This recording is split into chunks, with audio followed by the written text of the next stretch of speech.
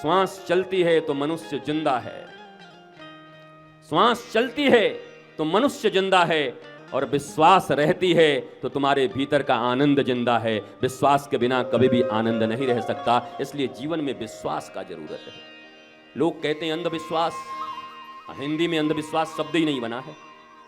हमने भारतवर्ष के प्रत्येक चैनल पर, हर टीवी पर कह दिया, जितने सेमिनार्स हुए हमने कह दिया, अंधविश्वास और अंधश्रद्धा नाम की कोई चीज नहीं होती, क्योंकि श्रद्धा की आंखें होती हैं और विश्वास की आंखें होती हैं।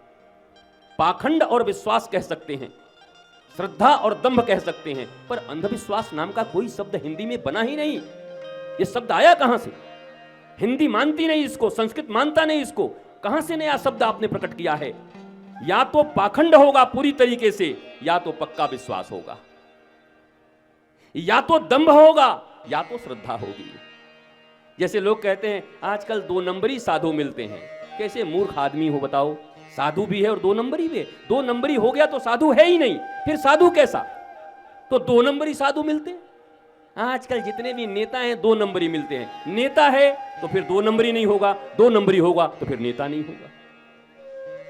आजकल बड़े घटिया डॉक्टर मिलते हैं, घटिया होगा तो डॉक्टर नहीं होगा, डॉक्टर होगा तो घटिया नहीं होगा। घटिया डॉक्टर कहां से आ गया? बाकी बात रही इस दुनिया में, तो इस दुनिया में प्रत्येक प्रोफेशन में कुछ न कुछ तुम्हें लोग मिल जाएंगे। इसी भारतवर्ष में किडनियां निकालने वाले डॉक्टर भी तुम्हें मिले होंगे। किडनी निकालकर बेच दिया डॉक्टरों ने। अब तुम्हारे घर में तुम्हारी तबीयत खराब होगी, पिता माता की किडनी की खराबी होगी, तो सब्जी वाले के पास जाओगे या डॉक्टरों के पास जाओगे? बोलो, किसके पास जाओगे? फिर तो डॉक्टर के पास ही जाओगे ना।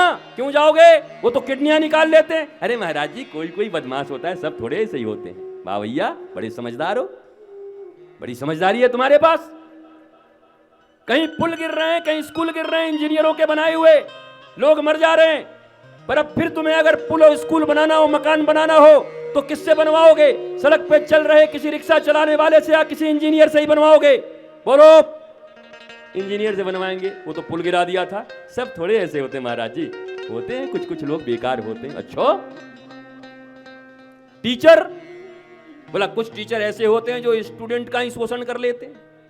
भैया ज्यादा बात क्या कहूं मेरी माताओं, इस भारत देश और दुनिया में सबसे ज्यादा आरटीआई अगर डालोगे और अपने ही घर में अगर असुरक्षित हैं बच्चियां, तो अपने ही रिश्तेदारों से हैं आरटीआई डाल के देख लेना। जिसको कहते हैं अपने ही घर में शोषण हो जाता है, पता नहीं चलता। सबसे ज्यादा केसेस इसी के हैं। कोई मौसा होता है, कोई काका होता है, कोई चचेरा ब्रदर मिल जाता है, कोई दूर का रिश्तेदार मिल जाता है। अब मैं तुमसे पूछता हूं, क्या ऐसे केसेस आने के बाद भारतवर्ष में लोगों ने अपने भाइयों पर विश्वास करना बंद कर दिया? काकाओं पर विश्वास करना बंद कर दिया? मौसा पे विश्वास करना बंद कर दिया? रिश्तेदारों पे विश्वास करना बंद कर दिया? नहीं किया। अरे जब हर जगह पर ऐसे लोग मौजूद हैं, उसके बाद भी भारत का विश्वास कायम है, तो त्रेता युग में भी किसी सीता का हरण करने कोई आतंकवादी के रूप में रावण नहीं आया था, साधु के रूप में ही आया था, वेश बदल करके। इसलिए कभी भी साधुओं के ऊपर भी उंगली मत उठाया करो। जब देखो 2 नंबरी साधु, जब देखो पाखंडी साधु।